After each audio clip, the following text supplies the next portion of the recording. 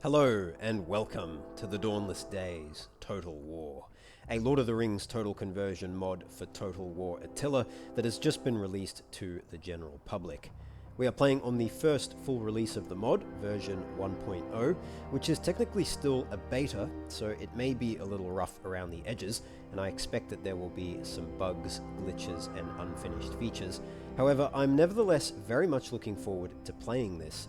As some of you may know, I'm a big Lord of the Rings fan, having read the books when I was 7 or 8 years old. I've seen all of the movies, both theatrical and extended cuts, countless times, and I've played dozens of Lord of the Rings games, such as Battle for Middle-earth 1 and 2, Shadow of Mordor and its sequel, Shadow of War, War in the North, several of the games based on the movies themselves, and a lot of the Lord of the Rings Online, which is a great game to really immerse oneself in Tolkien's universe. As a fan of many of the older Total War games, this mod is right up my alley. I've also played the Lord of the Rings Total Conversion mod for Medieval 2, which from memory was called the Third Age, although I might be getting that name mixed up with the Lord of the Rings Total Conversion mod for Mount and Blade Warband, which I think was called the Last Days of the Third Age, but it might be the other way around. One of the two, I'm not entirely sure. But in any event, I'm very excited to jump in and see what this mod has to offer.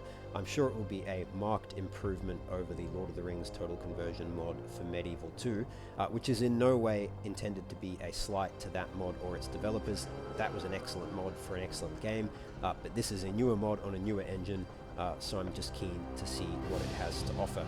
Now, there are a few points I wanted to raise right out of the gate before we get started. First, don't forget to like the video, subscribe to the channel, hit that bell notification, and leave your comments down below. The more engagement I get, the more likes, the more subscribers I get, the more I can justify spending time out of my busy week doing this, convince the wife that it's worthwhile to let me yell at my computer screen for an hour or so.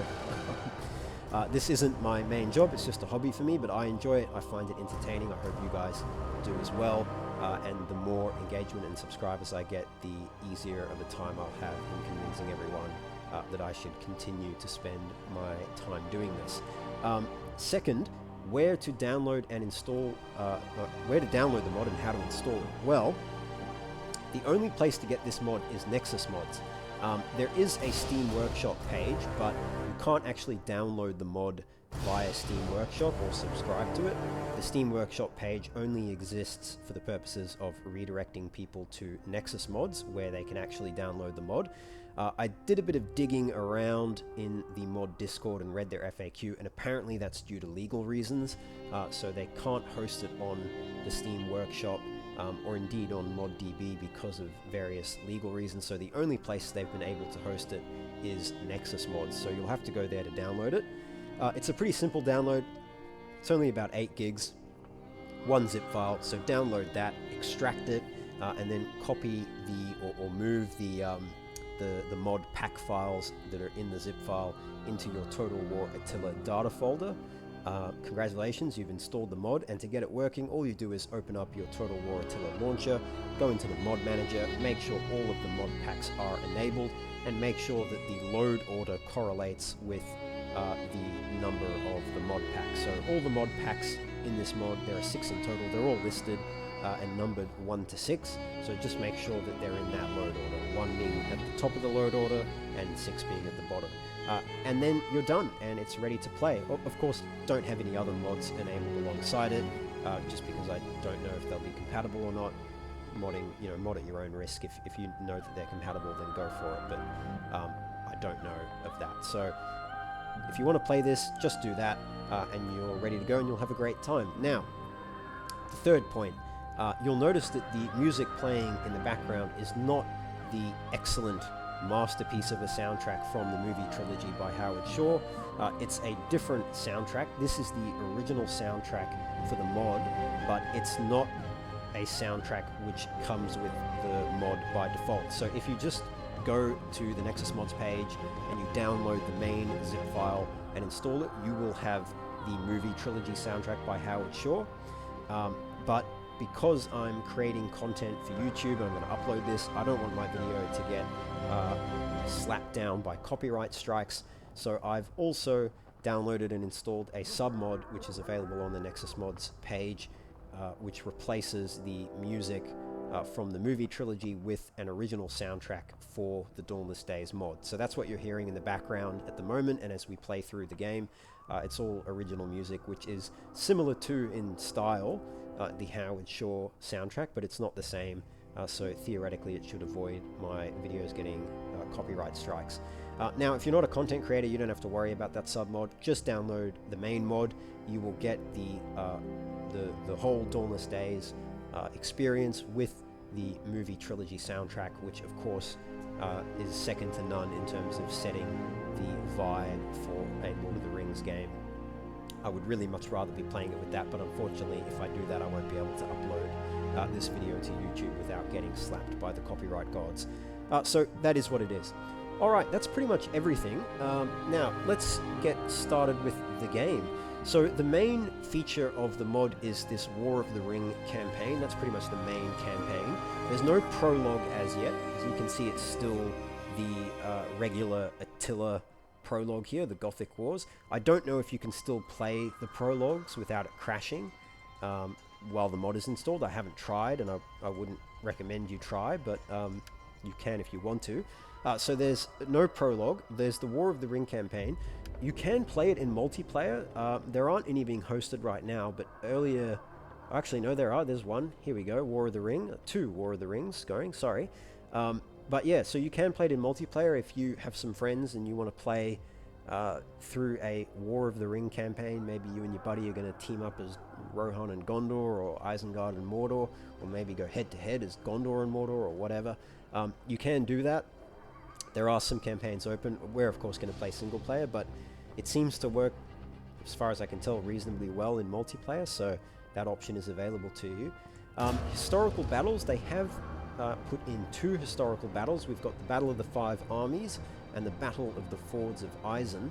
I haven't played either of these, so I don't know how fleshed out or complete they are, but you could, if you wanted to do so, play one or both of these battles as a kind of a starter, just to get a bit of a taste and a flavor of the mod.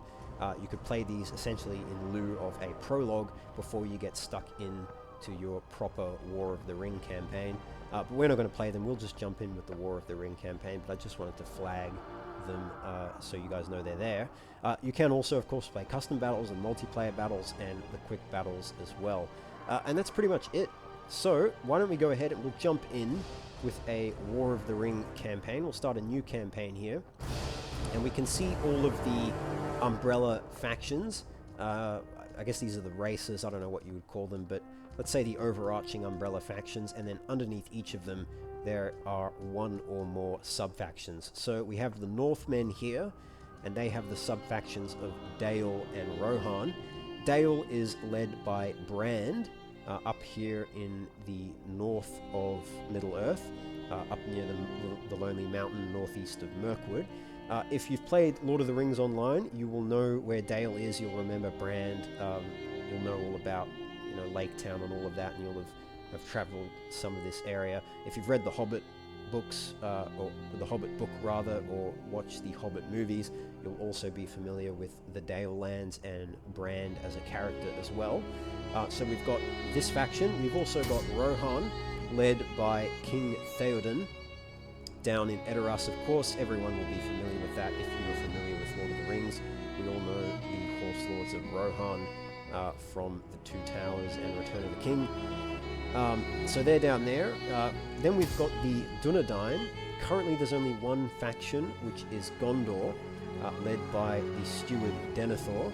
Now, of course, based out of the capital of Minas Tirith. Now, there may be more factions under the Dunedain overarching faction on the map. It might be that we have to unlock them by defeating them, or it also might be that the developers felt that the other factions on the map weren't sufficiently fleshed out to allow players to play as them. I'm not entirely sure. I guess we'll figure that out as we play through the game and defeat factions. We might be able to then play a new campaign as one of the factions we've defeated. I recall in Medieval 2, the Lord of the Rings mod for that game, there was a faction called, I think it was called Rangers in the North, where you could play as the Dunedain Rangers out of Esteldin in Eriador, and you had like the Shire, Esteldin, and a few other provinces, and you would fight against Angmar up in the north. As someone who's a fan of Lord of the Rings Online, that was awesome.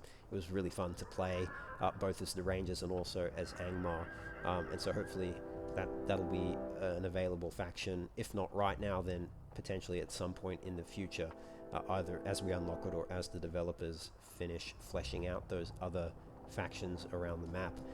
So we've got the Northmen, we've got the Dunedain, then we have the Elves. Again, only one sub-faction at the moment, the Woodland Realm, led by King Thranduil up in northern Mirkwood. Again, you'll be familiar with him from the Hobbit book or the Hobbit movie trilogy, or if you played Lord of the Rings Online, indeed you have quite a bit to do with Thranduil.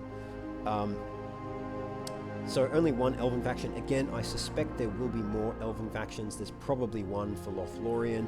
There might even be one for Enladris, maybe the Grey Havens out in the west and in Eredluin. I'm not entirely sure. We'll figure that out as we play and defeat those factions, whether or not we can play as them in another campaign. We then have the Dwarves up in Erebor, led by Dane Ironfoot II in the Lonely Mountain north of the Dalelands. They'll probably be quite busy fighting the goblins around the area over there, but they would be a cool faction to play as. Again, there might be other dwarvish factions, the Grey Mountains for instance, or again, Thorin's Hall, Eredluin. I'm not entirely sure. We'll figure that out as we play through. We then have the Orcs. There's two factions here. We've got Isengard, led by Saruman the White, and then we have Mordor, of course, led by Sauron out of Barad-dur. The Southrons, we have the Lost-Laden tribes, which are the Haradrim cultural influence, led by Shuldan the Black Serpent. And I really like the design they've got going here. It looks very cool. We also have the Easterlings, the Rurim sub-faction, led by Kahar, and their influences, of course, the Easterling clans. They're based out of Caras Menegrim, which is east of Mordor, and the Southrons, of course, are south of Mordor, down in Caras Sulmagor. So, those are all the factions there. Now, who to play as? I have to admit, I am a sucker for Isengard. I love playing as Isengard. Anytime I can play as Isengard in any kind of Lord of the Rings game, I will always go for that, because I think Saruman is cool, and I think the Uruk-hai are really cool, and I like the whole white hand thing as well. Big fan of Isengard. I've played a lot of Lord of the Rings Online. I've played a lot of the Monster Play feature in Lord of the Rings Online, where I have a rank 14 Uruk-hai Black Arrow. So yeah, I love Isengard. So we're going to play as Isengard. Yeah, really cool faction, cool start, cool units. Just keen to play against Rohan as well. So our faction leader is Saruman the Wise, the White, the ruler of Orthanc and leader of the Istari. And our cultural influence is Isengard. We have a race trait, which is actually, by the looks of it, the same for both Mordor and Isengard, and indeed, likewise for Dale and Rohan, they seem to have the same race trait as well, the steadfastness of men. So I guess you could say that these are the various races, but it's not really fair to say that Isengard and Mordor are the Orcish race, because of course Sauron and Saruman are not orcs. But, you know, whatever, the bulk of their armies are made up of orcs, so I guess that sort of makes sense. So these are all the races, and then we've got the factions underneath them. But we'll play as Isengard, as I said. Our race trait is Creatures of Cruelty and Corruption, mockery of the gift of life, the tide of doom and despair. We get +5 melee attack and morale during night battles and in siege assaults, and our recruitment capacity is increased by 1 in all provinces, and we get greatly increased bonuses from raiding and sacking. And then we have a faction trait, the White Hand. A new power is rising, its victory is at hand. Campaign movement range +15%, income from mining and manufacture +15%, and our building conversion cost is halved by -15%. So that's very good. If we compare that to Mordor's faction trait, again, they have the same race trait, but their faction trait is Legions of the Black Land. Against the power of Mordor, there can be no victory. and they get the power of shadow, weakens nearby factions through creeping corruptive influence. Recruitment cost and upkeep is reduced by 25%. Unit replenishment rate is increased by 5%, and their recruitment capacity is increased by 2 for units in the home provinces. Which, again, that totally makes sense, that they would build up their strength in Mordor before pushing out. So that's pretty cool and pretty fitting. And likewise, the White Hand, I think, is pretty fitting as well. Of all of the leaders of the free peoples of Middle-earth, few were looked upon with as much reverence, respect, and trust as Saruman the White, wisest and most powerful of the 5 wizards. Head of the White Council, he advised even the most learned and accomplished kings and lords, such was his knowledge of the world. None foresaw his fall into shadow, and none were prepared for the consequences. If once the black walls of Orthanc meant wisdom and the pursuit of knowledge, now the White Wizard has a new goal, turning it into a land of industry, fire, and corruption, a dark mirror of its past self. For his ambitions to be realized, Saruman will put all of his effort into creating a war machine unlike any ever seen before. He must build up his armies quickly, forging weapons and armor for tens of thousands of orcs and the fearsome Uruk-hai, his own creation, modeled after the black Uruks of Mordor. None near. The valley in which Saruman dwells is but small, and if the war machine is to continue growing, he must strike out at those lands that once looked to him for help, and strike hard. Saruman knows that his domain is meager, and cannot survive an immediate open war. Through great cunning, he will sway the Hillmen of Dunland to his service, granting him a helpful distraction, and withhold his hand until the fires of industry can be contained no longer. When the beggar kingdom of Rohan finally notices the betrayal, it will be far too late. Then, when the strength of the White Hand can no longer be contested, not even by the Dark Lord himself, an even greater betrayal will surely follow. Very cool. So we'll start out in Isengard. Of course, the starting year is 3015 of the Third Age. Now, my understanding is that Isengard launches its attack on Rohan in the year 3019 of the Third Age, so we'll have a few years to build up our strength, build up our industry, and we'll certainly try to make the most use of that. As for the campaign settings, I'm going to leave advisor help on none, show AI player moves on limited.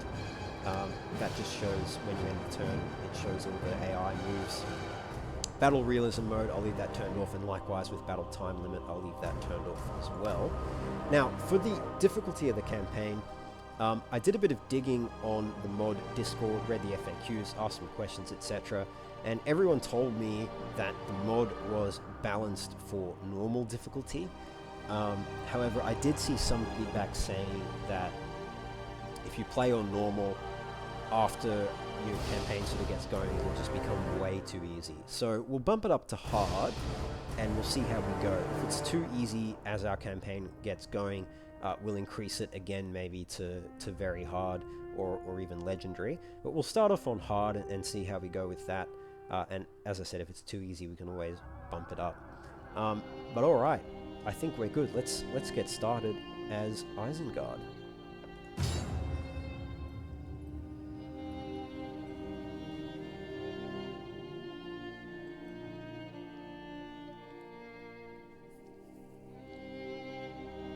I like the loading screen here with the custom artwork as well.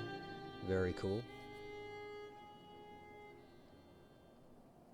Isengard, lair of Saruman the White. Once no more than a single tower, but soon the fates of men shall be ruled from here. Already the forests have been felled, making space for forges and armories. While the unwise idle and sleep, the fires of Isengard never rest. A new power is rising here, and once the Uruk-hai are ready, no one shall stand in your way. Until then, you must keep the half-witted Rohirrim busy. The hillmen of Dunland are brutish, but an excellent tool when pointed at the enemy. At any cost, the scouts of Theoden must not discover your plans before they have matured. There will be no dawn for men. The land will be stained with the blood of Rohan, first of all kingdoms to fall under the White Hand. But not the last. Your Uruk-hai will herald a new age, an order of efficiency and progress. An army worthy of not serving, but conquering Mordor. To war! Alright. Some questionable voice acting there from Grima Wormtongue, but not too bad for a mod, all things considered. But here we go. Okay, so Isengard, we have some faction special features. Isengard begins the campaign with only its capital region. The Fires of Isengard bonus grants extra building slots and a growth bonus for the city of Isengard. Isengard also has access to a very powerful edict that grants increased growth, income from industry, and reduces recruitment costs at the cost of food and fertility. While Isengard starts with only one settlement, their goal is to expand as quickly as possible. Any enemy buildings in captured settlements can be cheaply converted to Isengard's equivalent, allowing them to reap the effects of those buildings quicker. Isengard requires industrialization to reach their pinnacle units of elite Uruk-hai. The supplemental forces of Mordor and Dunlending units will be required to overwhelm the kingdoms of men early on in the campaign. Very good. And we have a mission issued, the War of the Ring.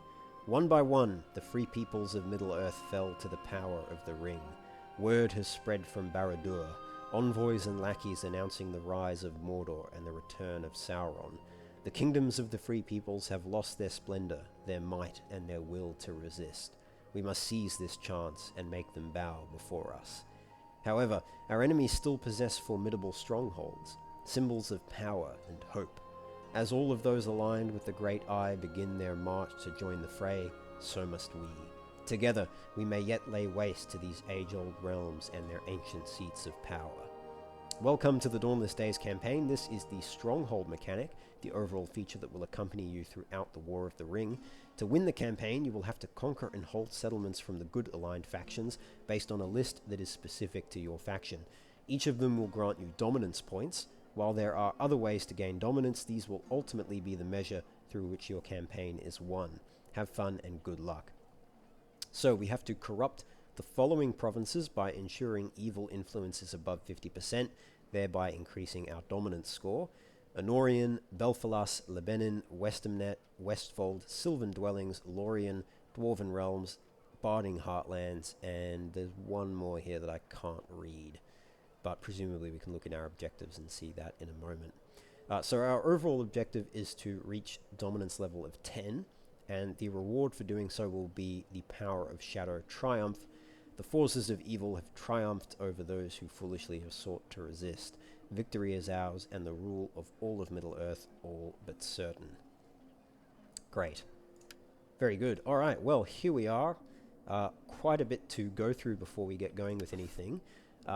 We've read all the events, so no event messages. Let's start at the top left here. We've got our current treasury. We've got 8,000 gold. We're making just under 1,500 gold per turn. We have a food surplus at the moment of 15.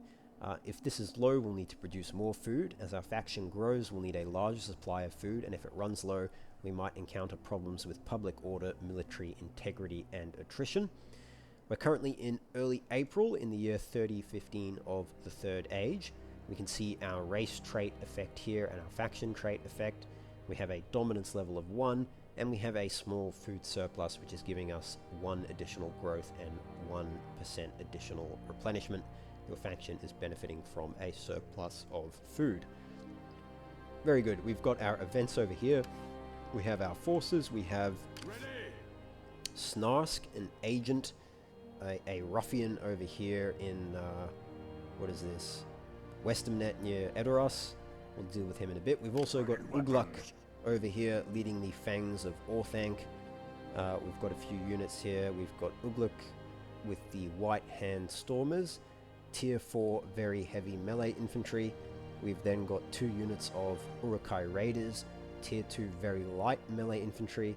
We have 1 unit of spear infantry, Mordor rabble, a tier 1 unit, and then we have another infantry unit, Mordor bow rabble, another tier 1 very light bow infantry. Interesting. And they've got some effects. We'll go through those in a bit when we do some recruitment maybe. So those are our forces. We can have a look at our provinces here. We've only got one, the Gap of Rohan here, Isengard. Well, Isengard in the Gap of Rohan. I think the overall province is, yes, there's three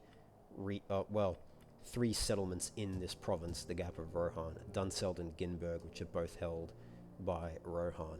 But Isengard, located on the southern tip of the Misty Mountains, Isengard was once named Angranost and guarded the border of the Kingdom of Gondor. Trusted to the care of the wizard Saruman, its walls protect secrets unknown to Rohirrim and Dunedain alike. Very good. We've got a bunch of buildings here. We'll go through all of this in a moment. But why don't we start off, let's have a look at our objectives. We've already looked at that. Looks like the last one that I couldn't read was the Upper Vales. So we've got a number of provinces we need to conquer. And then there's a short victory, reach dominance level 6, long victory, reach dominance level 10, and a domination victory, have 200 units total, and control, directly or indirectly, 140 settlements. Very good. Trade and finance. We can change our tax level, bump that up, we'll get a bit of extra gold at the cost of quite a bit of control and growth. That would make our control go down by 4 a turn.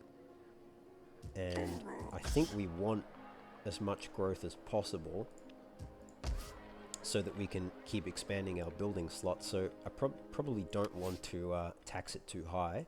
So let's just leave it on normal tax rate. We could drop it for even faster growth, but I think we just leave it on normal tax.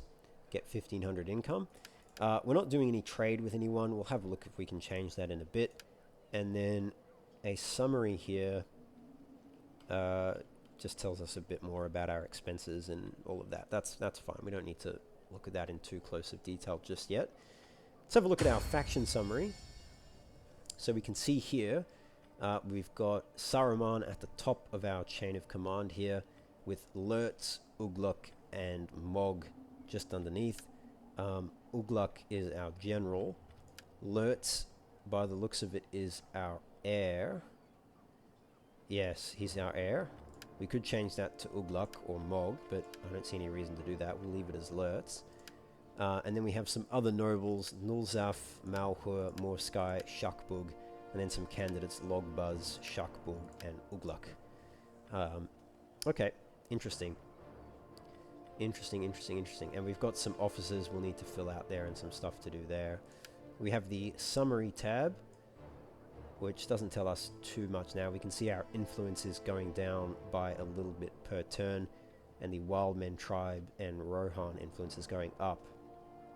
We might be able to change that. We'll have a look at that again in a moment.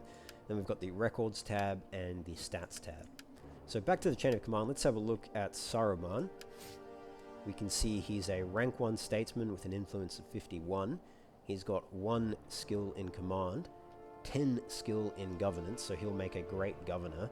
He'll give +8 growth to the governed province, minus 30% construction cost, and plus 30% tax rate. If he was the commander of an army, he would reduce upkeep by 30%, but he won't be a commander, he'll be a governor, so that's fine. His authority is level 4, which gives him an additional control as a governor and additional influence as well. So yeah, we'll definitely want to make him our governor, I think. He has a few traits, and he also has the potential to get some followers. We'll read through the followers in due course as we unlock them. But let's have a look at his traits. He's a camp overseer. He oversees drills, beatings, and grub rations. Gives him +1 authority and reduces recruitment cost by 10% when he's a commander. He's a keeper of tallies. Tallies corpses, slaves, and spoils alike. Gives him +2 governance and +8% tax rate as a governor. He's a schemer, always weaving plans behind closed doors. Gives him +2 governance and -1 loyalty. and he is the master of Isengard, the fallen wizard whose ambition twists all to serve him. Reduces his command by 2, but increases his governance by 6, his authority by 2, and his focused development rate by plus 10%. So that is pretty good. So we'll definitely want to make him a governor. Yeah, we'll make him a governor of the Gap of Rohan. So he's now governor. That should change the influence reduction. Yep, so the Northmen kingdoms aren't getting any more influence. It's only the Dunlandings, the Wildmen tribes, who are getting more influence. So we're still losing a bit of cultural influence to the Wildmen tribes, but that's okay. I'm sure there's other ways we can address that. Very good. Okay. So that's our governance dealt with. Now we've got our Uruk-hai officers here, pretty much. Lurtz can become a retainer, but only when there's someone who ranks higher than him, so he can't do that at the moment. So that's fine. But let's have a look at Lurtz. He's got level 5 command, giving him plus 25% commander's aura and plus 6% campaign movement range. Level 1 governance and level 2 authority, which gives him a bit more influence when he's a governor. So we probably want to get his authority up to like level 4, so he starts getting some bonuses to his army. He's a champion of the White Hand, the first of Saruman's Uruk-hai bred for war. Lurtz is a brutal commander forged in the pits beneath Orthanc. He leads with brute strength, unyielding loyalty, and a thirst for conquest. So this gives him the Uruk-hai tracking ability, plus 3 command, plus 1 authority, plus 5 morale for Uruk units in his army, and plus 10% battle movement speed. He's also a brutal taskmaster who rules his underlings with lash and steel. Obedience is expected, not earned. If he was the governor, he would increase control at the cost of growth, but as a commander, all this does is reduce the morale of his troops by 3 points, which isn't ideal. He's a cunning ambusher. He finds creative ways to strike from the shadows, increasing his command and morale during ambushes by 1, and his ambush chance by 5%. So he's pretty good. I like Lurtz. Lurtz is a cool general. Probably my favorite Uruk-hai character from the films and the games and everything. Big fan of Lurtz. Probably the reason I chose to play an Uruk-hai Black Arrow in Lord of the Rings Online. So yeah, big fan of Lurtz. We've then got Ugluk, who is our only general at the moment. He's only got 4 command, 1 governance, but he's got slightly more authority than Lurtz at level 3 here. And he's a captain of the White Hand. Among the Uruk-hai, Ugluk stands out as cunning and cruel. Loyal to Saruman, but fierce in his own right, he drives his warriors forward with growled threats and bloodied blades. So he has the Uruk-hai tracking ability as well. He gets plus 2 command and plus 2 authority. His campaign movement range is increased by 6%, and he gets plus 5 morale for Uruk units. He's also a savage. He lives only for bloodshed. Civilized thought is wasted on him. That gives him plus 10% charge bonus and plus 15% looting income. And if he was a governor, it would reduce control slightly. And he's a man butcher, experienced in battles against men. He gets plus 1 command and plus 1 morale against men for his army. So that's pretty good. And again, there's some followers they can get, but I'll go through those as we unlock them. Excellent. And lastly, we've got Mog over here. He's got 4 command and 3 authority, like Ugluk. And he is Mog the Gorefist, a chieftain feared even among his own. Mog earns obedience through carnage. His fury is a weapon, his path marked by ruin, and his ambition bound only by the strength of his enemies. So it gives him the Uruk battle cry ability, plus 2 command and authority. Raiding income is increased by 50% for his army, so he'll be an excellent raider. And if he was governor, it would reduce control slightly, but he's going to be a general, he won't be a governor. Same with Lurtz. He's a brutal taskmaster like Lurtz, and he is a campaigner. He's ventured far from home, driven by curiosity or ambition. This will give him plus 1 command and plus 1% replenishment. Very good. Don't know what Uruk battle cry does. Oh, I think it tells you here. Commander's aura plus 20%, command plus 3, and authority plus 2. Is that what it does? What does Uruk-hai tracking do? No, okay, I don't think that's what it does. Because that's the same there, and I doubt it's the same. No, that's okay. We'll figure out what it does in a battle at some point. But cool, alright, so those are our three main guys here. We've also got some other nobles here. We've got Nulzaf, who has 2 command, 1 governance, and 3 authority. He's the voice of the White Hand, entrusted to speak with Saruman's authority among allies and enemies alike. Gives him +2 authority, and if he was a governor, +3 influence for Isengard. He's an inspiring commander, leads by example, and lifts the hearts of soldiers, giving +1 command and +2 morale. And he's a recruiter, keeps his troops well trained, +5 experience per turn for local forces in his army, and -5% recruitment cost. We've got Malhur, who is a warg tamer, bred and broke the savage wargs for war and hunting, +1 command and +10% charge bonus for warg units. It is also a backstabber, which reduces his loyalty and increases his governance skill. Although I don't know if loyalty is a thing for Isengard anyway. It might not be a thing. I guess they're all 100% permanently loyal to Saruman. So maybe we don't have to worry about loyalty. But he's only got 2 command and 2 governance and 1 authority, so he's a kind of middling noble. We've got Morsky, who has 1 command and 4 governance and 1 authority. He's a task driver, robs fields and shakes down farmers, +1 governance, +5 food for the governed province, and +5% wealth from agricultural buildings. So he'll be a pretty good governor for any Rohirrim territory that we conquer. He's an Isengard engineer, raised in the service of Saruman's forges and siege works, inventive, relentless.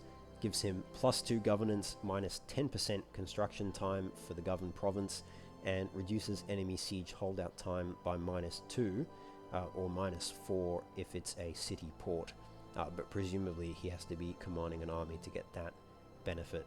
And like Lurtz, he is also a brutal taskmaster. And then we have Shakbug, who is also a voice of the White Hand. He's also savage like Ugluk, and he's battle-scarred. He bears the marks of many battles, gives him +1 command and +2 melee attack for his unit.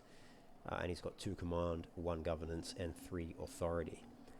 Very good. Alright, well, those are all of our nobles. The candidates we have, we can't look at them, but we can see they've got varying levels of influence, but all their stats are pretty much the same. I like Logbuzz, so I'd probably promote him next. But cool, okay. What else can we do with these guys? Well, we can appoint some of them into the offices. Trusted Servant is available. It doesn't look like any of them can go for the higher ranks because they need to have a higher rank before they can go for these higher positions. But they can all go in as Trusted Servants. None of them can be a retainer of anyone just yet. So let's put Lurtz in as a Trusted Servant. That will cost Lurtz 20 influence, which is all he has. So he'll attempt to become a Trusted Servant. That'll give him +1 personal influence per turn and +1 authority. We'll do the same with Ugluk, and we'll do the same with Mog.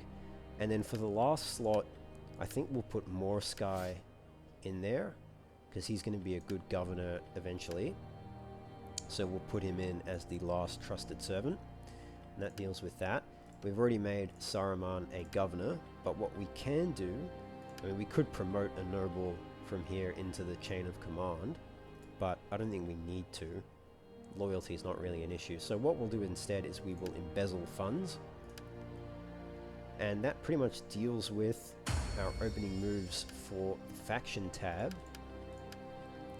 So let's move on. We've had a look at objectives, we've had a look at trade and finance. Let's have a look at our focuses. So we've got military focuses and civic focuses. There's already some that have been researched, and there's only 2 options that we can choose from right out of the gate. And then if we research all of the focuses in a particular block here, we get a little extra bonus. So all of the tier 1 military ones will give us +1 control. All of the tier 1 civic ones will give us +5 food in all our provinces. So there are some nice little bonuses here that you can get as you complete all of the focuses in a given block there. But let's have a read. So We've already researched rapid mobilization.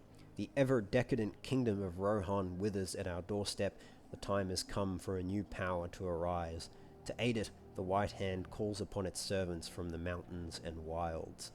So that enables us to build levying camps in towns and cities. Down in the civic area, we have studies of the enemy. Becoming an expert on the enemies of Isengard goes a long way towards defeating them. That reduces control penalties from non-faction influence by 20%. We've got Mission of the Astari, to aid the free peoples of the Third Age against Sauron by counsel, example, and covert encouragement. Obviously a mission that Saruman is now somewhat ignoring.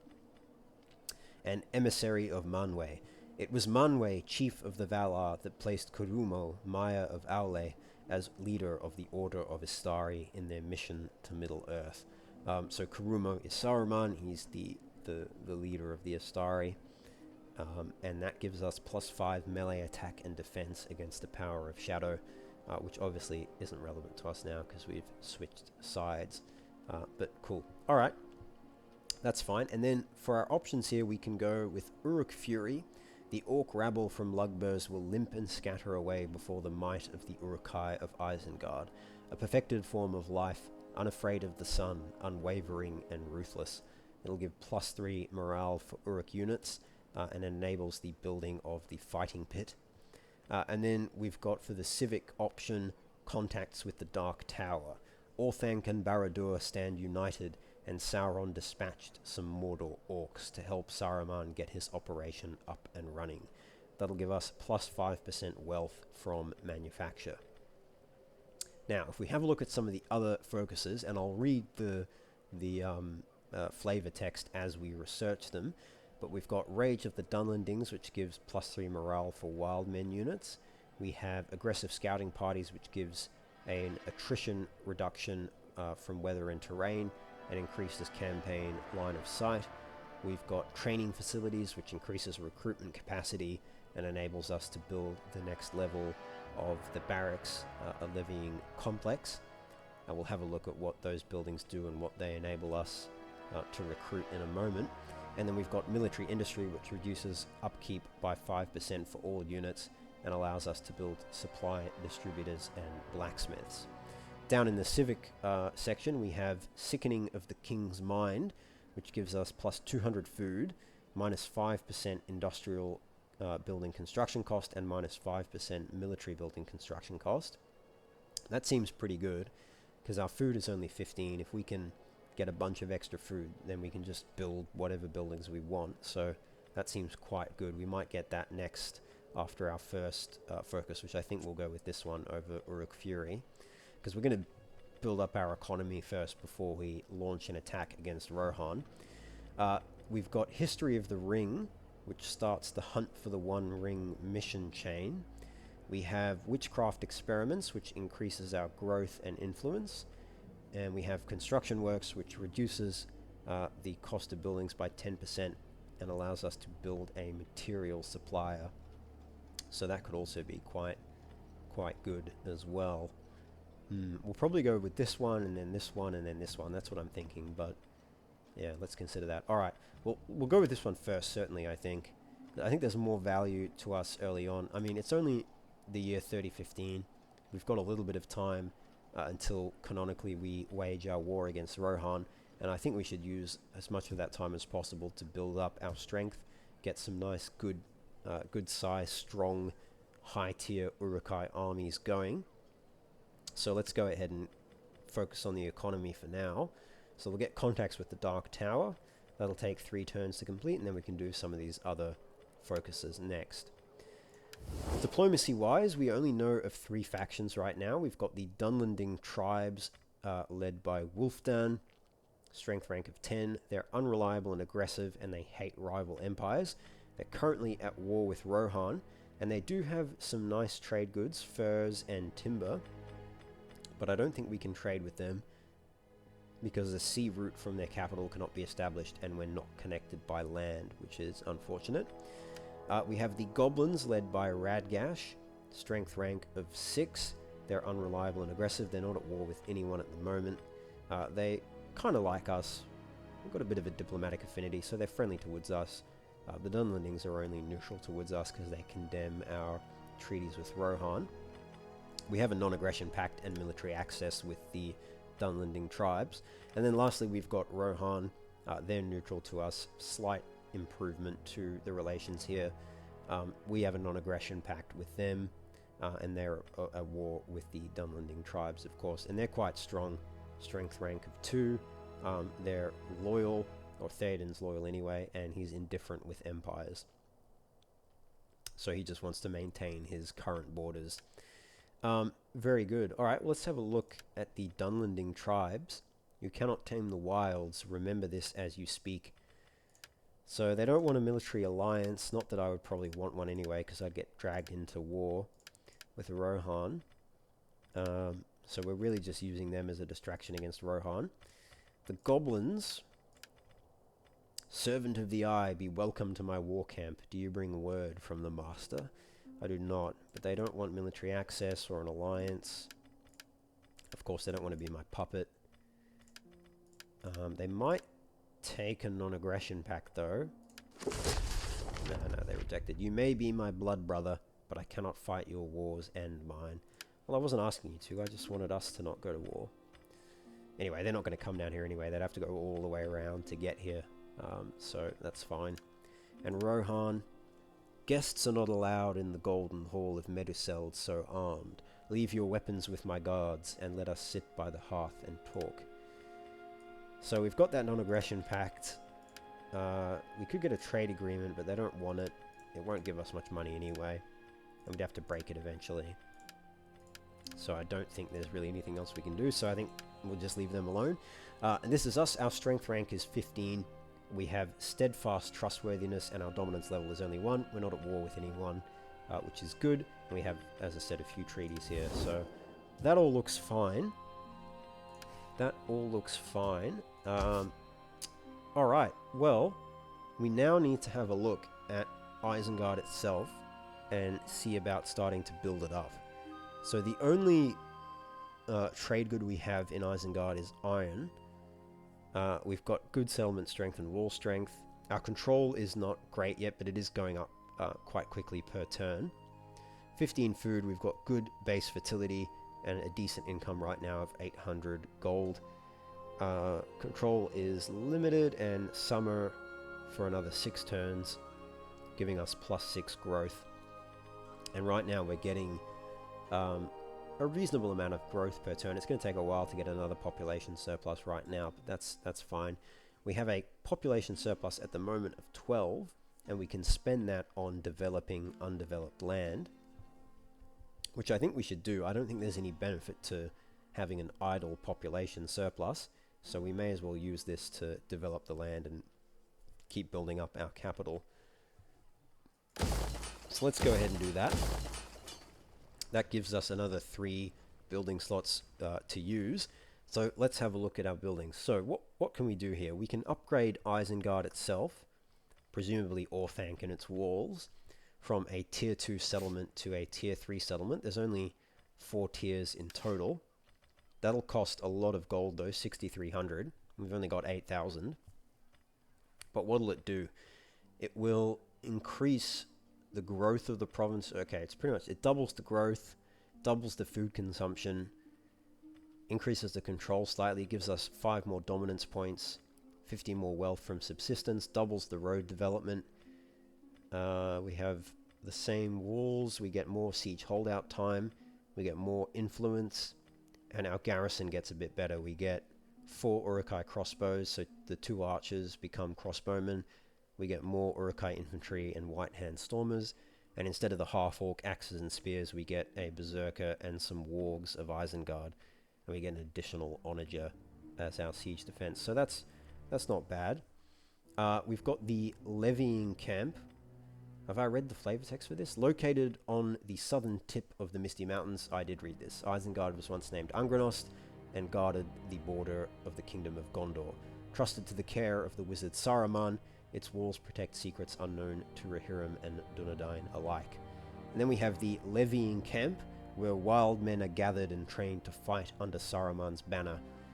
This costs 100 gold to maintain, increases the replenishment rate of recruitable units, and it unlocks the recruitment of Dunlending tribal raiders and goblin men, ruffians, and bows. And if we upgrade that, which we need a tech in order to do so, but if we upgrade it, it'll consume a bit of food, but it will allow us to recruit wargs, half-orc axes and spears, and Uruk-hai raiders and archers. So we will ultimately want to upgrade this one to the levying complex. We then have the breeding caves. Uruk-hai do come from the soil after all. This consumes 20 food, but it increases growth by +10. It gives us 175 wealth from manufacture. It increases the influence of Isengard by +4, and it unlocks the recruitment of Mordor rabble and Mordor bow rabble. So that's not bad. And that was upgraded from the working pit, the heart of Isengard's industry, where labor fuels the war machine. That gives plus 150 wealth from manufacture. And if we build that, we can split it off down into 3 things. I don't think you can stack more than one of the same building type in each province, so if we build another working pit, we couldn't build another breeding caves, but we could develop it down these trains here. Sorry, maybe not each province, but each settlement can only have one. So we could probably build a breeding cave here and here and here, but not in multiple.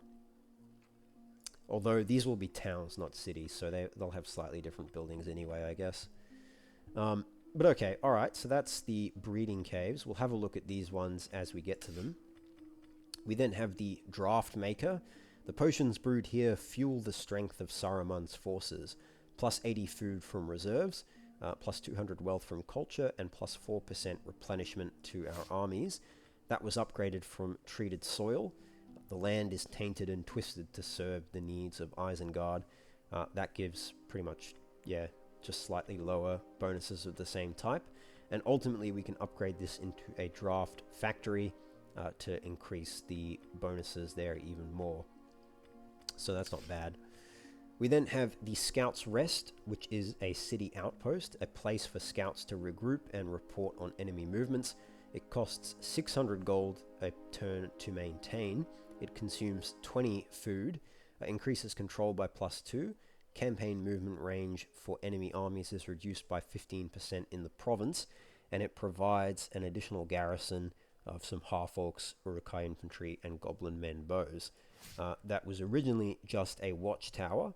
Sentinels keep a close eye on the surrounding lands from these high towers, but it's since been upgraded into the Scouts Rest, and ultimately we can upgrade it into a Raiders Gathering and then a spying network at the pinnacle there. So that's not bad at all. And now we've got our 3 spare building slots, so there's a few options for us here. We can build a blacksmith when we have the relevant tech unlocked, of course. Burning the old world in the fires of industry. That'll consume food, but it'll give us plus 5% wealth from manufacturing province-wide. It will also give us armor smithing and shield crafting level 1 and weaponsmithing level 1, which will increase by 5% respectively the armor for all of our units, the shield effectiveness for shield-bearing units, and the melee damage for all of our units. So that's pretty good. And we'll probably want to make sure we have that before we start recruiting a bunch of Uruk-hai units. We might be able to retrain them, I think, once we build that. I can't quite remember, but we'll probably test that out. We could build another treated soil to get some more food production going, but I don't think we need to do that. We've already got one, and when we get that focus poisoning the king's mind, we should get a bunch of food, so I don't think we'll need this at all. So we can skip over that one. We have Experimental Lair, where Saruman's twisted experiments push the boundaries of nature and magic. That increases control by up to +2 from the presence of Isengard influence, and it increases our influence by +4. And ultimately we can upgrade that all the way down the chain. The next upgrade will be the Quisling Gathering, which will allow us to recruit a Quisling agent. Here, those who betray their kin for Saruman's favor gather. And that'll just also increase control and influence as well. So that could be quite good.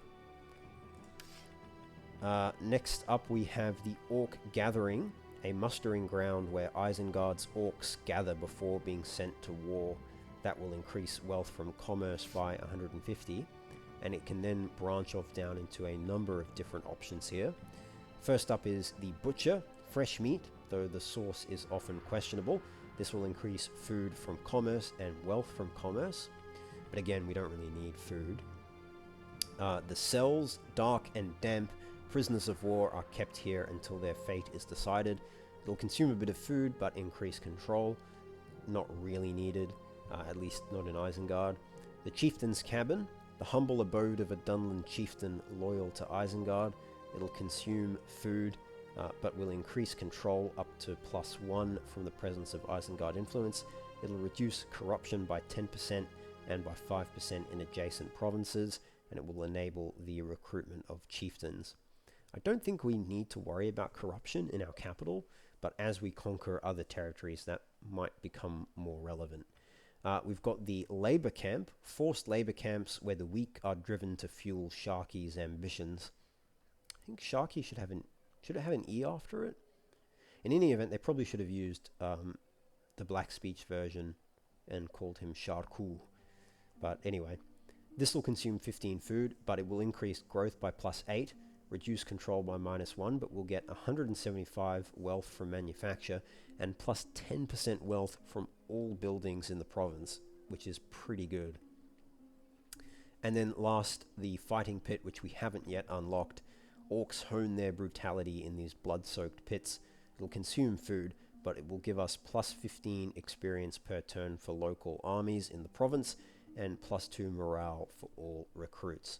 So pretty good options there. We've then got the supply station. Basic attempts to ensure the Uruk-hai are always prepared for battle. Consumes food, but increases replenishment, campaign movement range, reduces attrition when under siege, increases wealth from agricultural buildings, and unlocks the recruitment of the supply wagon. So we probably don't need this in Isengard, but if we conquer other regions or territories which have a lot of farms, a lot of agricultural buildings, then this might be worthwhile to build and upgrade. We have, again, the working pit. We've looked at that before, but let's have a look now at the other options. So we've already got a breeding caves, but we could now build another working pit and then go down these two routes. We've got the builder. These craftsmen erect the towering structures that mark Isengard's dominion. That will consume food, but it'll give +3 growth, 225 wealth from manufacture, and it will reduce the cost of construction by 10% and the time for construction by 15%. And we have the Orc Toolsmith. Crude but effective weapons are forged here for the Orcish hordes. Again, consumes food, reduces growth slightly, but gives you quite a bit of wealth from manufacture, and reduces recruitment costs for land units by 10%, and allows us to recruit onages as well. Both quite good, and we should probably try and get both of those. Certainly the builder one. And then we have... Yes, then we have iron deposit here. That will produce 20 iron ingots. It will give us 200 wealth from mining, plus 5% wealth from industrial and agricultural buildings province-wide, and it will reduce recruitment costs by 2% for land units. Very good. Very good. So we probably want this because it will help out all our industrial buildings. And then lastly, we've got the levying camp. We've already got one of those, and as I said, we can upgrade it into the levying complex when we research the right focus. There is no such force. Have a look at this. We'll get all those Uruk-hai raiders and half-orcs. Ultimately, we will want 2 of these levying camps anyway, because they do split off down 2 different paths. The left-hand side, we have the infantry path. We get the Uruk-hai soldier camp, which allows us to recruit Uruk-hai infantry and pikes, and then ultimately the Uruk-hai barracks, which allows us to recruit berserkers and white hand stormers. And then on the right, we have the practice range, which lets us recruit sappers and crossbows, and the Uruk-hai archery range, which lets us recruit white hand grenadiers. So we'll want to get all of these at some point, but probably won't be able to do that right out of the gate. So yeah, I think let's come back to the building. Oh, one thing I almost forgot to do. Can't recruit any agents, can we? No. We'll need to look at Snarsk in a moment. We could raise another force, but I don't think there's any reason to do that right now. One thing I had forgotten to do, though, is we need to issue a provincial edict now that we've appointed Saruman as our governor. So if we have a look, we have a few options here. We can increase the slave production quota, which will increase our tax rate by 20%. We can alternatively fuel the furnaces, which will increase wealth by 10% from industrial buildings province-wide. It will reduce our recruitment costs by 25% for armies in the province. It'll increase growth by a whopping 20, but it will reduce control by 6 and also fertility by 1 as smoke smothers the land and poisons the soil. That must be the unique edict that they were referring to in the introduction event. We could alternatively seize the food stocks to gain plus 50 food from reserves. We could demand highborn hostages to increase our control, or we could hunt down dissenters to shift influence towards our faction's cultural influence in the region. Okay, I think we'll go with fuel the furnaces. Obviously, that's super powerful. It will take, it'll take effect at the start of the next turn, so perhaps we shouldn't recruit any units into our army until next turn, because right now they're going to cost 325, 475, but next turn that'll be reduced by 25%, so it'll be quite a bit cheaper. So we'll wait on that. We do have some good options. We'll go through that next turn when we actually start recruiting. As for buildings, I think let's go ahead and we'll build the Orc Gathering, and ultimately we'll upgrade that into the labor camp to get that plus 10% wealth bonus. We'll also build another working pit, which will upgrade into the builder to get the 10% construction cost reduction, and also the wealth from manufacturing. Then we'll build the iron deposit to get the iron ingots, the wealth from mining, and the percentage bonus on industrial buildings there. And then once we unlock another building slot, we will build another working pit and develop that orc toolsmith, I think. And then our economy will really get going. Okay. I think that's everything I had to do for the first turn. Done all our buildings, got our edict going. We're not going to recruit anyone this turn, so we'll just leave Ugluk in Isengard there. I like the name of the army, the Fangs of Orthanc. Can't change their emblem, but that's fine. The white hand emblem looks cool enough. You can see their upkeep cost per turn, and they have various banners. That's pretty cool. We'll unlock these as we play through the game, and I'll read through them as they become relevant. The Watchers of the Eisen, led by Theodred. Interesting. And Edoras, their capital over here. Edoras, the capital of Rohan, rests on a hill beneath the White Mountains. Founded by King Yol and his son Brago, its tale of resilience and sorrow is told by the great barrows of the kings of Meduseld, where Symbol Mainway grow atop their tombs. I don't know if I'm pronouncing that correctly, but that's my best effort. Very cool. And then, of course, the Hornburg, Helms Deep. The Hornburg sits south of the Gap of Rohan, built at the peak of power of the Kingdom of Gondor. Now held by the kings of Rohan, the Hornburg stands as the Riddermark's mightiest defense against their enemies. Very good. Alright, let's have a look at our ruffian here. So Snarsk, he is a rank 1 ruffian. He has 1 authority, cunning, and zeal. He's a breeding pit warden. Sorry, not a breeding pit warden. He's a breeding pit warden. The emphasis there was slightly wrong the first time I said it. But he oversaw the vile depths where new Uruks were spawned, known for enforcing obedience. Replenishment increased by plus 2% and if he's a commander, and wealth by plus 10% from manufacture if he's a governor. Of course, he's neither of those things, so the trait's not totally relevant to him. He's also wretched, shunned by his kin, but harder to kill than you'd expect. Reduces his command, governance, and authority by 1 point, which is unfortunate. And he's got some followers with him. He has a ruffian of Saruman. You little folk are getting too uppish, but that won't stop us living in this fat little country where you have lazed long enough. So that unlocks the Disturber of the Peace ability, which enables Infiltrate, which is a constant local effect. It's a disruption action which reduces replenishment, presumably for enemies or neutral parties in a province which isn't a Vow faction, by 2%, and it also reduces food by 10. At the next level, it'll be minus 20 food and minus 4% replenishment. So that's not terrible. And he has a Scout as well, which has the observation action. I've got watches at every point, and I'm going to deal with one thing at a time. Increases the chance of spotting hidden enemies and slightly decreases corruption. And we've got a company army. Attack him where he is unprepared, appear where you are not expected. This will increase the movement and sight range of your army, as well as the success chance for ambushes. Okay, so a company army we have to use on our own armies, and observation we have to use in our own province. Interesting. We'll read through the others as we unlock followers once he ranks up. Now, at the moment he is in... where is he? Westamnet, near Edoras. And he can't deploy this turn, because to deploy here we have to unlock the following action, Disruption, which is... yeah, we need the Saboteur to unlock Disruption. So I don't know if he'll get any experience from just disturbing the peace.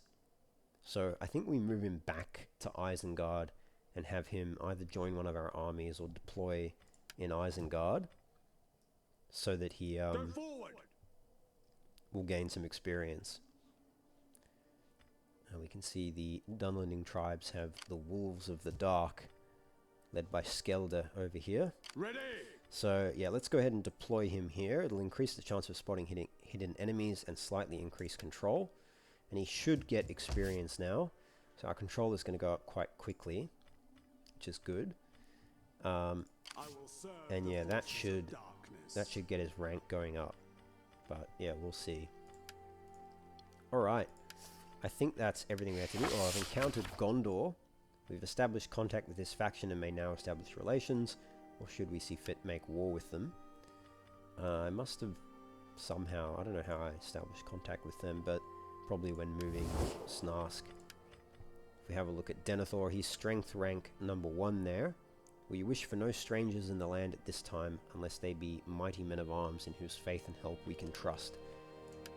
Try and get a non-aggression pact. They don't accept. You stand on your own and there's nothing more that I can do to help it. The board is set and the pieces are moving. Well, I don't really want a non-aggression pact with them anyway. I'll attack them eventually. I just wanted to deal with Rohan first. But okay.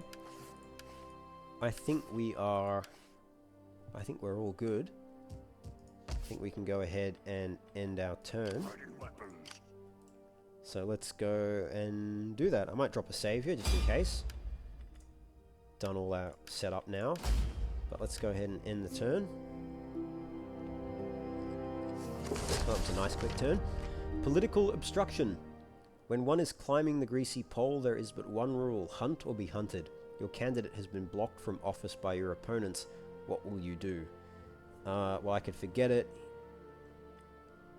and then he just won't become a trusted servant.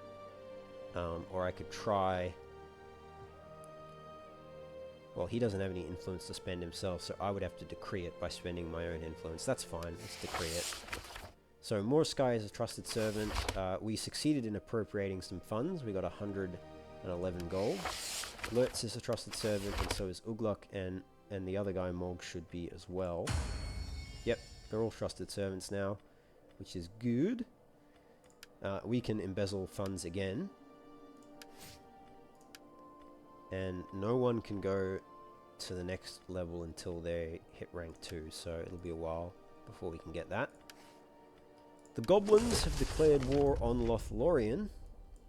Our agent Snarsk has been exposed, but that's fine, he's in our territory, so I don't think that matters. Did he get experience? He did get some experience, good. So he should rank up next turn. We've issued our edict to fuel the furnaces so we can start recruiting troops. We've completed our orc gathering and our working pit. Very good. So, let's upgrade. We'll go for the labor camp now. And for the working pit, we'll go for the builder.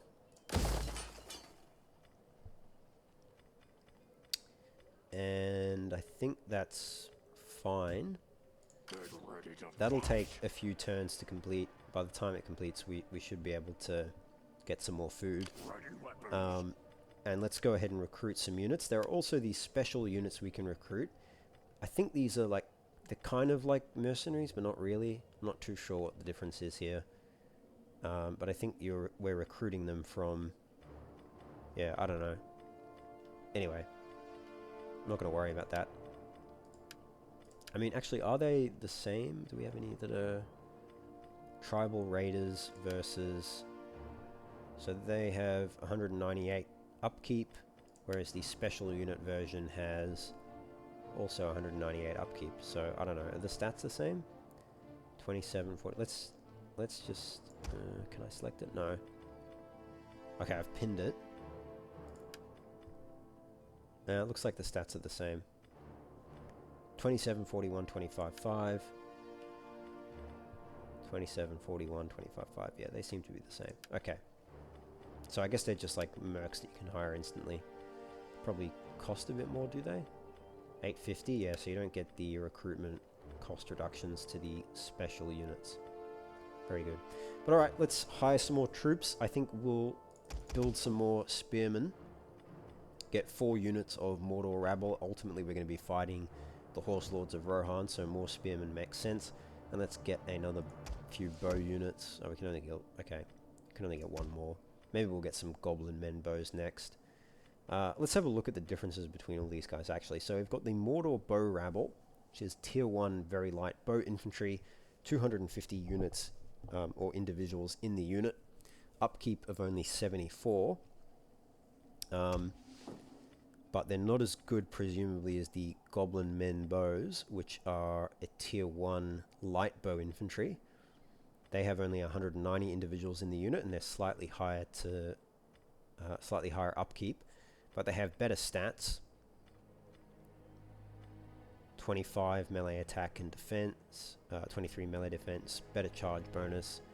Not sure if they're better archers necessarily, but they've got more health, more morale, etc. And if we have a look at the little bonuses down here,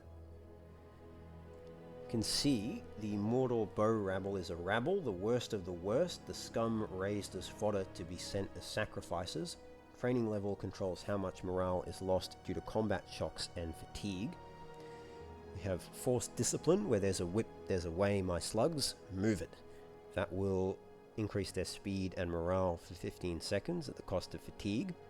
These guys have excellent stamina. They're conditioned to endure the most breathtaking tasks. These soldiers are superbly light on their feet. Stamina class controls how fast a unit depletes its energy and how fast it recovers it. And then they've got Standard Shot, Flaming Shot. They're immune to wasteland attrition from the Black Gates. They can hide in forests. And they are dexterous. Thanks to their skills or light equipment, they don't get penalized when moving in narrow and cramped spaces such as forests. Okay. Compared to the Goblin Men bows, they are poorly trained, so slightly better than rabble. They're levy mustered when the need arises, non-professional and non-trained units useful to bring numbers into battle. They don't have quite as good stamina. They've only got very good stamina. They've got good endurance, able to remain fresh in combat for a long period of time. Standard Shot and Flaming Shot as well. They're also immune to wasteland attrition, and they can hide in forests, but they are not as dexterous. And then again, the Mordor Rabble Spear Infantry. They're rabble, very good stamina, Forced Discipline. They've got Expert Charge Defense, so good against cav. It even says that here, they excel against cavalry and beasts. And they're also dexterous and can hide in forests. Okay. And the Goblin Men Ruffians, very poor armor but good melee defense, average missile block chance. Slightly more attack and melee defense and charge bonus, but they won't be as good against cavalry, of course, not having spears. But they are better trained, poorly trained, just like the Goblin Men bows. Goblin Men bows, I should say. Yeah, okay. Alright. We'll just recruit those 4 to start with, and then we might get some goblin men as well. But that'll do for now. Is that everything I want to do? I'm doing our construction, we're doing our recruitment. Snask is still observing. Is there anything else we can do? Oh, we might be able to get a non-aggression pact with the goblins now that they're at war with Lothlorien. Yeah, this time they accepted. Let's seal it in blood. They'll just keep them away from us and focused on what they should be doing, which is fighting the bad guys. Well, the good guys, we're the bad guys, but not according to us. We don't want a trade agreement with them, do we? Nah. That's fine. Anything else we can do? We haven't ranked up yet. Oh, we're halfway. Maybe next turn or the turn after. I think we're good. Weapons. They will fear us. Okay. Let's go ahead and end our turn. I think that's fine. We're getting a good bit of money here. So I think we're alright. Let's go ahead. Let's end the turn.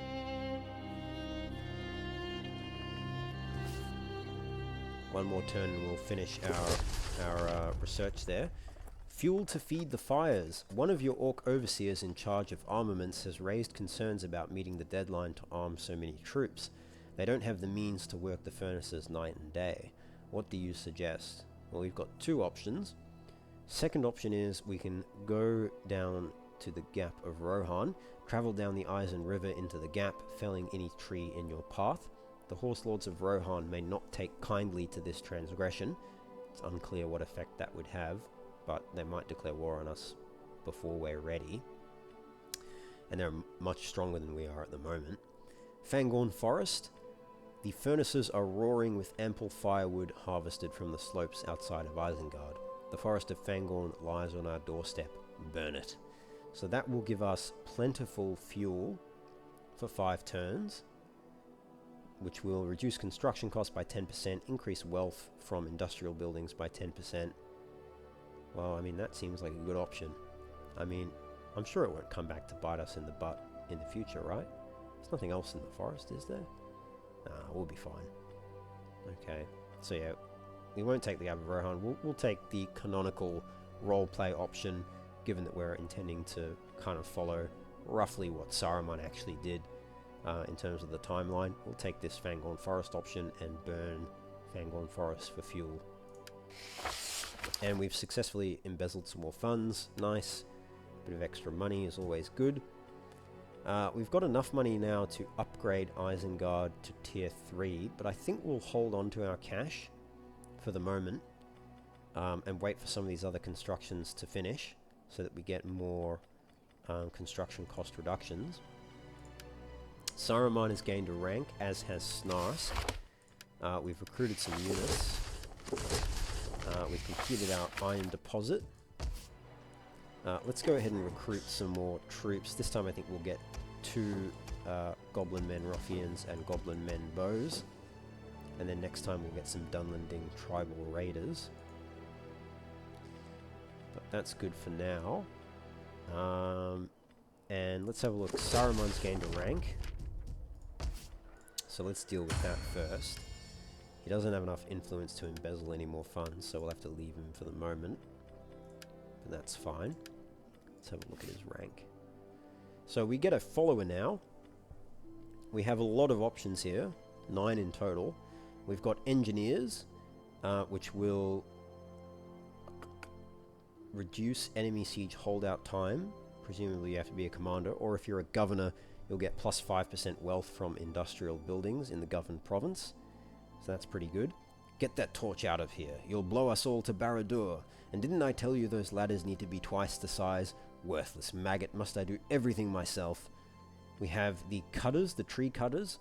The trees are strong and their roots go deep, but we will rip them all down. That'll give food, 10 from characters in the governed province, and construction cost minus 5% in the governed province. We have the agents of Sauron. We have work to do. +2 Isengard influence in the governed province and +3% tax rate in the governed province. We have the Informer, Spies of the White Wizard. To learn of the enemy's movements before battle is a skill all commanders must possess. Saruman uses Krebine, and his Uruks deploy Informers. +10% campaign line of sight, -1 enemy morale in the local region. Not clear if this one works only if you're a governor or if you're a commander. Not entirely sure, but maybe it works for both. We have the blacksmiths. The more men the Uruk-hai hack to pieces, the duller their swords get. A good general has a blacksmith on hand to sharpen them up right quickly. +1 melee defense for the commanded force, +5% wealth from commercial buildings in the governed province. We have the Dunlanding war chiefs. The horseman drove his people into the hills to scratch a living off rocks. A vicious fighter follows this general so that his people can take back their stolen lands with the help of Isengard's armies.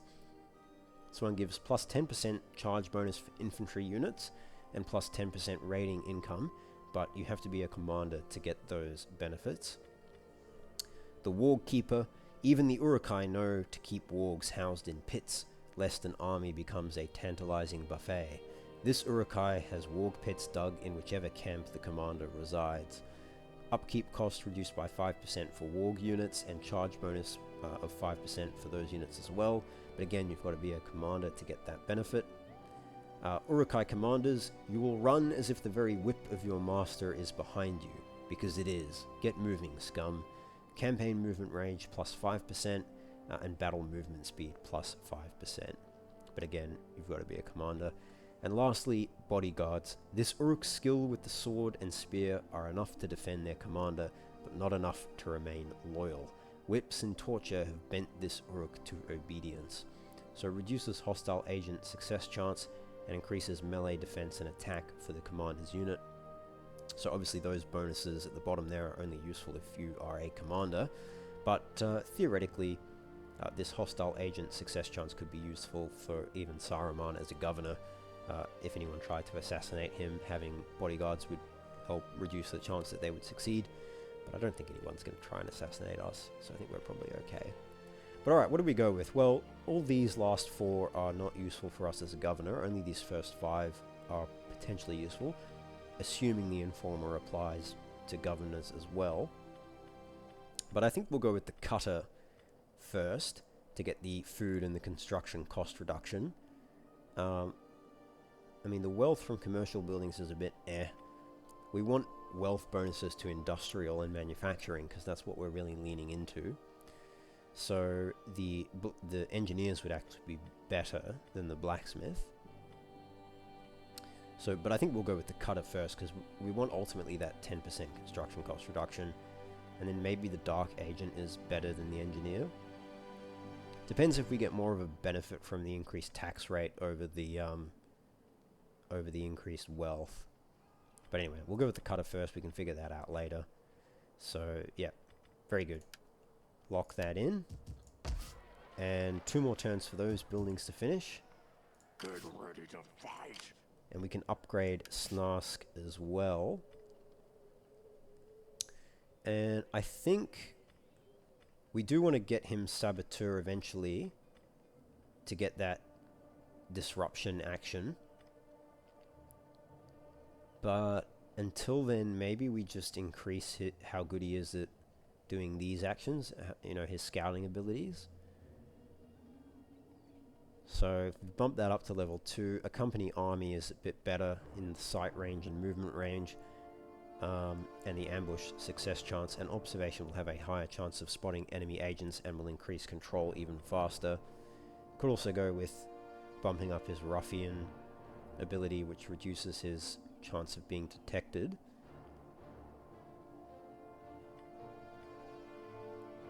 And there's a few others here. I think let's go with Scout. We'll just get that to level 2, and then the next rank I'll read through the others and make a choice as to which other one we want to develop.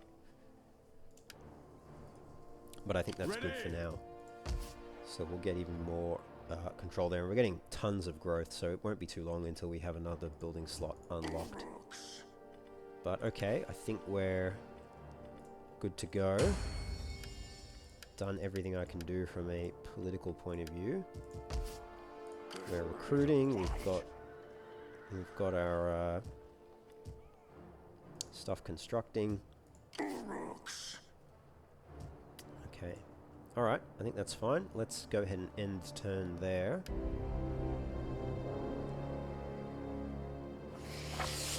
Rohan scouts. We have learnt that King Theoden's foolish subjects have dispatched a scouting party towards our borders, no doubt with the intention to gather information of our force build-up.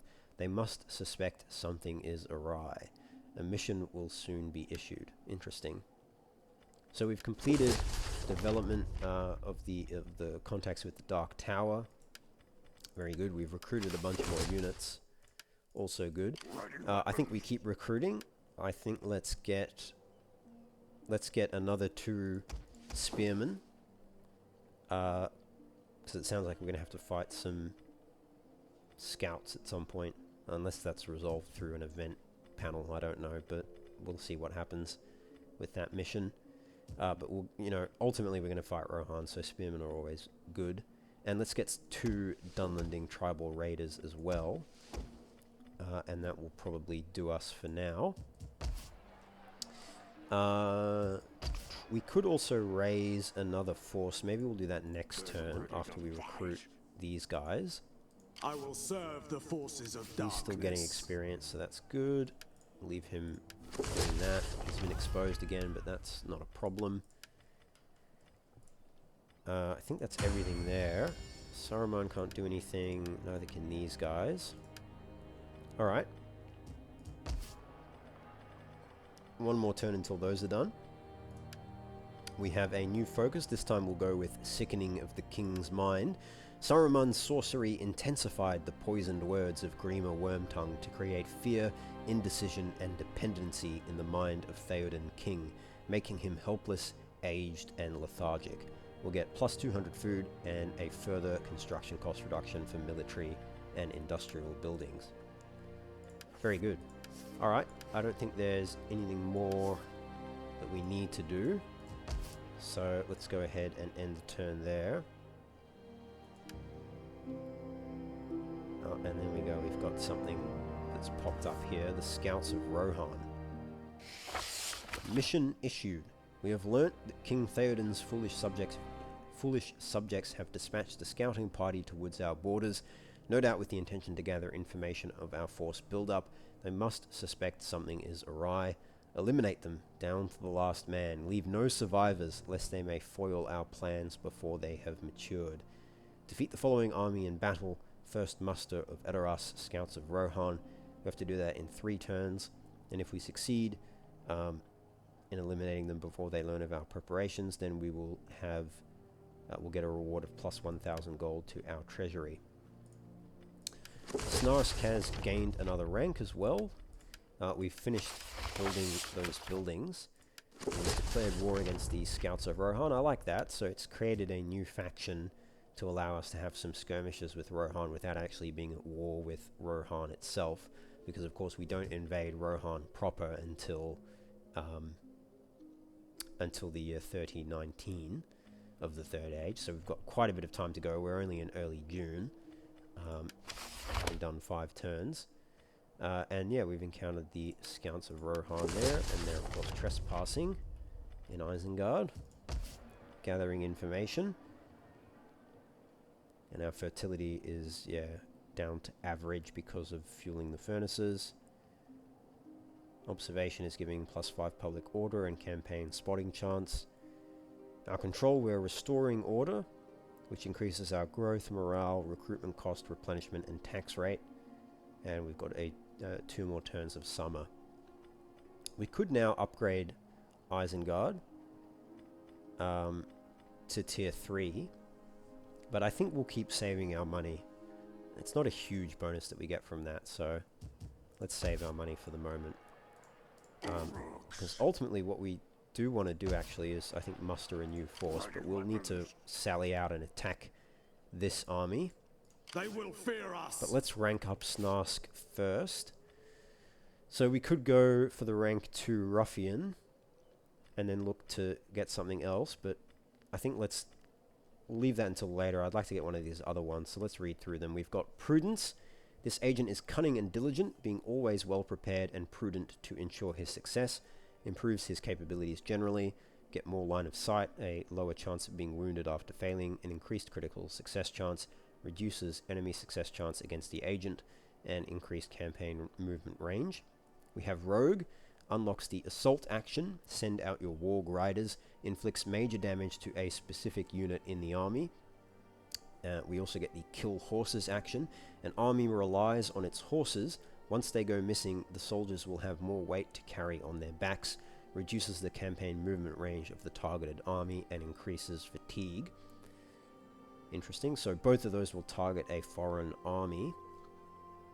We've got Cutthroat. Unlocks Assassinate. With Secret Arrow or Concealed Blade, our enemies will be laid to rest. Attempts to kill the target character. And we have Attack Civilians. Fear, the city is rank with it. Decreases control and food production in targeted settlement. The first one, Assassinate, targets a character, and the next one targets settlements. Okay. Scout we've already got, and then Saboteur. We can get Disruption. Where the Dark Lord's agents can enter at will, there can be no peace for simple folk. Reduces food production and replenishment in the target province. And we also get Poison Provisions. A spy has no morals that forbid the use of poison. Inflicts minor damage to all units in the targeted army. Alright, I think we go with Saboteur. We might even be able to use that now against the Scouts of Rohan. So I think we do that. If we upgrade that to level 2, we'll get even more disruption action penalties there. Minus 5% replenishment and minus 20 food, and the Poison Provisions action will be even better at inflicting casualties. They misspelt casualties there. And there's no I after the L from memory. Unless I'm wrong. I don't think I am. I could be. But okay. I think we'll go with that. And let's try and... Yeah, let's try and... Ready. Can we hinder them? We could. Let's give it a crack. I might just save the game because I don't want our agent to die. We've only got one. I don't think we can recruit more. So it would be pretty disruptive if our agent dies. But let's give it a crack. The forces of darkness. See if we can diminish this rival army's battle effectiveness or hinder their campaign progress. It'll cost 350 gold to poison their provisions. We have a 50% chance of success. It'll inflict minor damage to all of the units in the targeted army. Let's give it a go. I mean, is that better? We'll get experience for that. Will we get more experience doing that than we would if we just kept on observing and ended the turn? I don't know. But anyway, let's give it a try. See if that works. No, he failed. That's a shame. Okay. He didn't die. I'm going to reload that anyway. I'd like to see how much experience he gets if he succeeds. And we can always... What we'll do is we'll move an army, and I think that will change the success chance. So we'll move out the Fangs of Orthanc. And then let's try that again. This time he hopefully will succeed. No, he's failed again. Okay, well, maybe we're just not meant to succeed in that. But alright, what we'll do, I think we might wrap it up there anyway. We've been playing for a bit, and then in the next episode, we'll fight that first battle. Maybe we'll try again poisoning their provisions, but maybe not. Maybe we'll just go ahead and fight them. But in any case, we will leave it there, I think. We'll set Saruman to embezzle funds, actually. Can't rank him up again. We can't do anything with any of the other guys, so we'll leave them as they are. And all of our buildings are good. Just getting growth. So yeah, next episode we'll go and fight the Scouts of Rohan. And we'll see what happens. So we'll drop a save here. We'll overwrite that file. And yeah, I'll catch you all in the next episode. Don't forget to like the video, subscribe to the channel, leave your comments down below. Let me know what you think, if you're enjoying this and like to see more episodes in this mod. But next episode, I'll certainly do one more episode at the very least. I'll probably do a few more at the very least, but we'll do the next one, and that will be where we have our first battle against the Scouts of Rohan, which is a full cavalry army. So we'll see how we go. We outnumber them pretty heavily, so I think we'll be okay. But yeah, look forward to seeing you then. I'll catch you all in the next one. As always, take care and have fun.